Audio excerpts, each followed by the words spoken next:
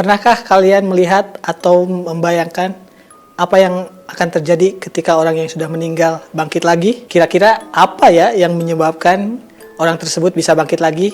Nah, di episode kali ini Keeng akan membahas sebuah film yang membahas tentang hal tersebut. Film yang berjudul Selepas Tahlil ini mengangkat tema di mana kita merasakan apa yang terjadi kalau misalnya ada orang yang sudah meninggal kemudian bangkit kembali.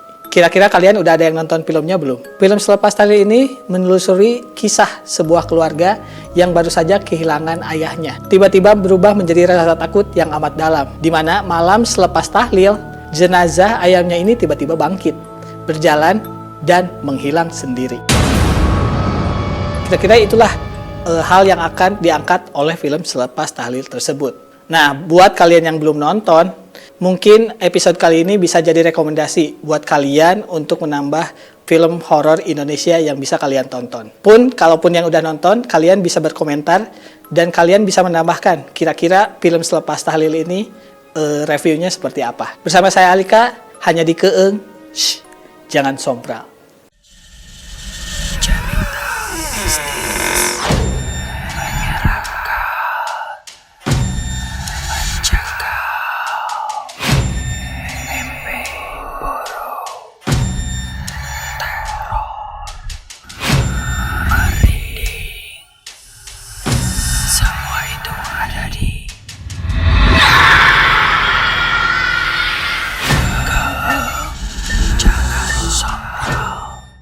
Film selalu menjadi pilihan ketika kata-kata tidak cukup untuk bercerita.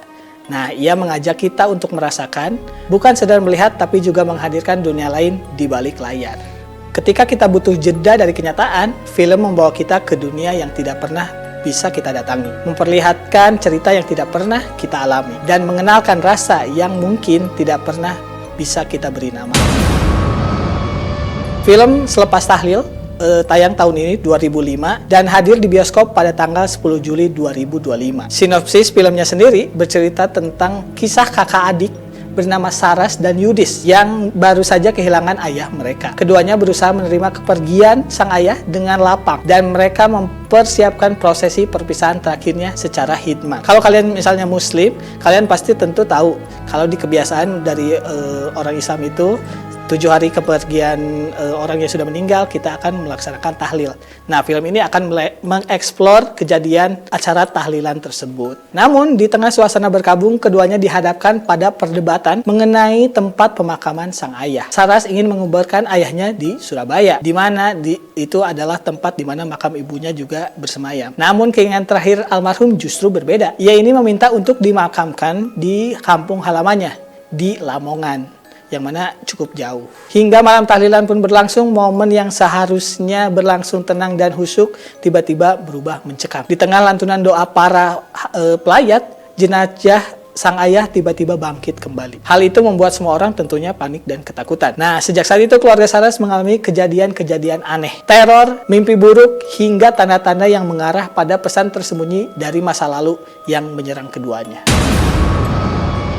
Semuanya juga mulai terkuak saat mereka menemukan surat wasiat di kamar sang ayah. Surat ini membawa mereka menyelami sejarah keluarga, termasuk konflik lama yang selama ini terkubur. Namun semakin mereka menggali, semakin besar juga bahaya yang mendekat. Itu kira-kira penggalan cerita sedikit yang bisa saya simpulkan soal film Selepas Tahlil ini. Film Selepas Tahlil ini merupakan karya yang disutradarai oleh Adriano Rudiman dan juga diproduseri oleh Taufan Andrian. Film bergenre horor berjudul Selepas Tahlil diproduksi oleh Beyond Studios, merupakan kolaborasi antara sutradara Adriano Rudiman dan juga penulis skenario Hussein M. Atmojo. Film ini juga dibintangi oleh beberapa aktor kenamaan seperti Agini Haq, Epy Kusnandar, Bastian Steele, Fonny Anggraini, Diandra Agata, dan juga Akbari Nur. Nah, buat kalian yang mau nonton, sebenarnya film ini sudah tidak tayang lagi di bioskop sejak 4 Agustus kemarin. Karena sudah turun layar, mungkin buat kamu yang mau nonton filmnya harus menunggu di OTT atau di aplikasi situs streaming.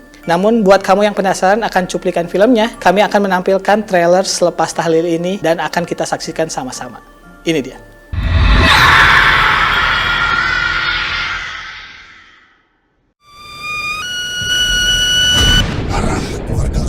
Sudah mengikat janji. Sekarang giliran kalian menepati.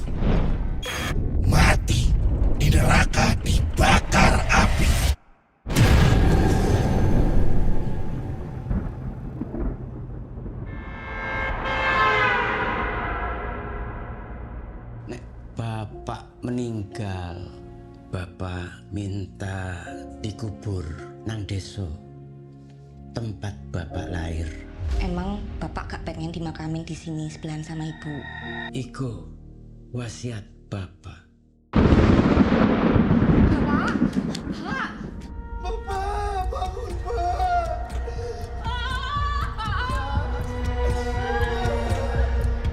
Aku ngerti hal ini berat buatmu, tapi kita mesti gerak cepet. Bawa jenazah bapakmu malam ini juga. Aku niat makamno Bapak neng Surabaya bareng Ibu.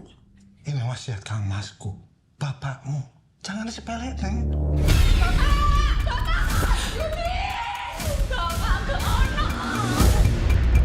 Maksudnya apa? Ibu! Saya pikir cuma mimpi, tapi aku lihat Bapak jalan. Maksudnya yang bawa jenazah Bapak ke sini?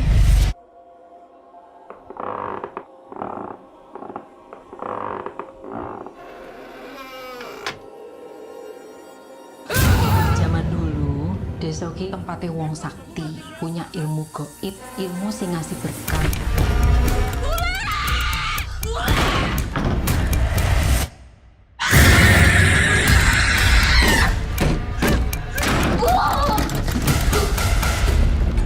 Bapakmu ngerti waktu ini dekat. Wasiat bapakmu itu untuk mutus ilmu.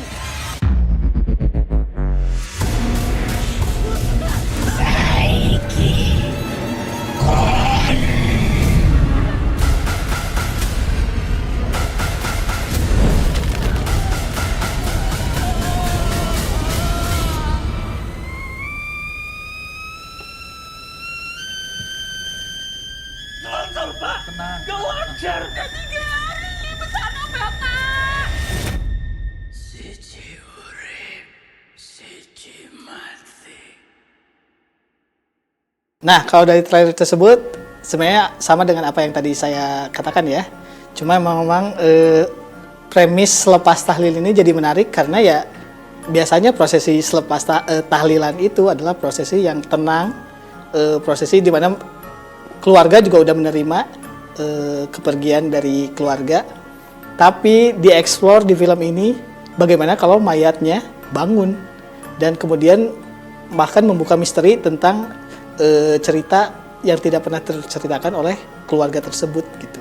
Tadi kan ada beberapa tokoh yang kelihatannya udah pasti jadi tokoh sentral di sini dan juga mereka mau yang akan jadi pemeran utama dan membungka misteri tentang apa yang terjadi sama bapaknya. Jadi menurut saya tadi cukup menarik sih, apa maksudnya untuk sebuah ukuran trailer. Jadi kalian juga pasti terpikirkan untuk menonton dan juga mengetahui apa sih yang terjadi sama ayahnya tersebut. Gitu.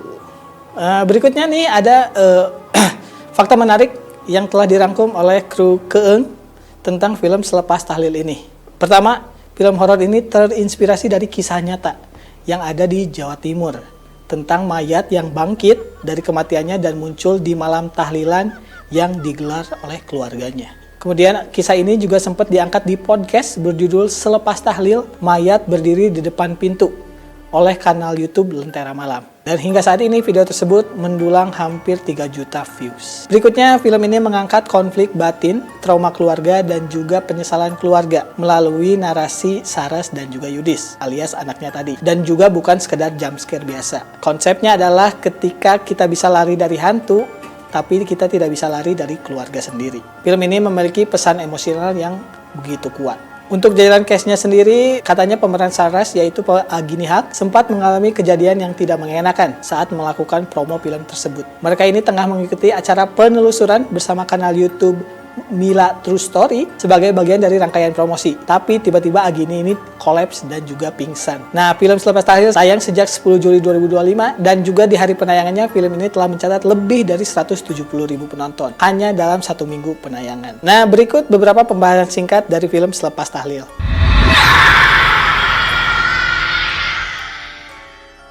Nah, untuk menutup episode kali ini, kita akan menayangkan trailer kedua dari film Selepas Tahlil.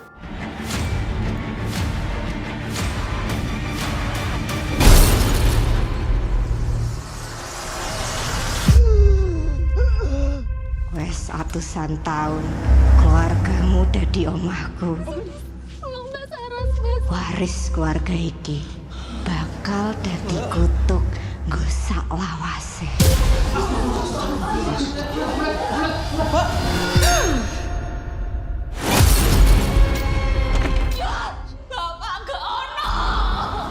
Bapak bisa di rumah Setio iki aneh loh, Mbak.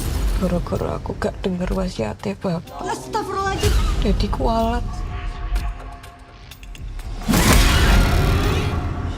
Kenapa ini? Bapakmu itu diwarisi ilmu turunan keluarga. Sebelum dimakamkan secara Islam, ada yang kudu dilakukan.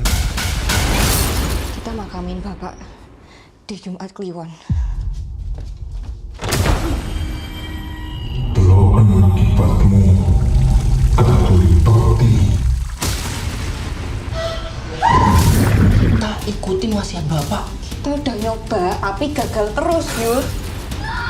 Waktu kita tinggal sedikit.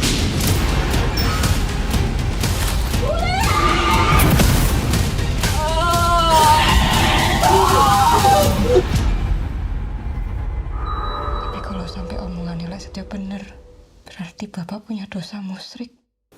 Nah, yang barusan adalah final trailer selepas tahlil. Sebenarnya kalau buat final trailer tadi ditunjukin konflik yang lebih jelasnya gitu kan. Kalau tadi di yang film trailer pertama itu biasanya jadi teaser doang buat kita tahu ini pemeran utamanya siapa, ceritanya tentang apa. Nah, di yang barusan kita jadi lebih tahu lagi kira-kira konflik yang akan dieksplor itu apa. Tadi juga kelihatan ternyata yang sekarang menerima teror kan anak-anaknya. Jadi itu membuat kita makin penasaran gimana misterinya terungkap atau enggak. Biasanya kita tuh jadi penasaran protagonisnya atau kedua anaknya tadi selamat atau enggak di akhir film. Bisa jadi mereka justru tidak selamat. Itu yang biasanya film horor Indonesia tuh lakukan gitu. Kita akan berempati atau simpati enggak sama protagonisnya. Tahlil itu bukan hanya tentang mendoakan mereka yang pergi, tapi juga berdamai dengan yang ditinggalkan. Ada doa-doa yang kita panjatkan untuk orang yang sudah tiada, tapi lupa kita ucapkan saat ternyata mereka masih ada. Doa juga bukan hanya untuk mereka yang sudah pergi, tapi juga untuk kita yang masih hidup di dunia ini. Kita mendoakan mereka agar tenang di sana, tapi sering lupa kalau kita belum berdamai dengan luka yang kita lakukan. Karena terkadang yang menghantui kita itu justru bukan arwah, hantu ataupun roh, melainkan penyesalan yang tidak pernah bisa kita ucapkan.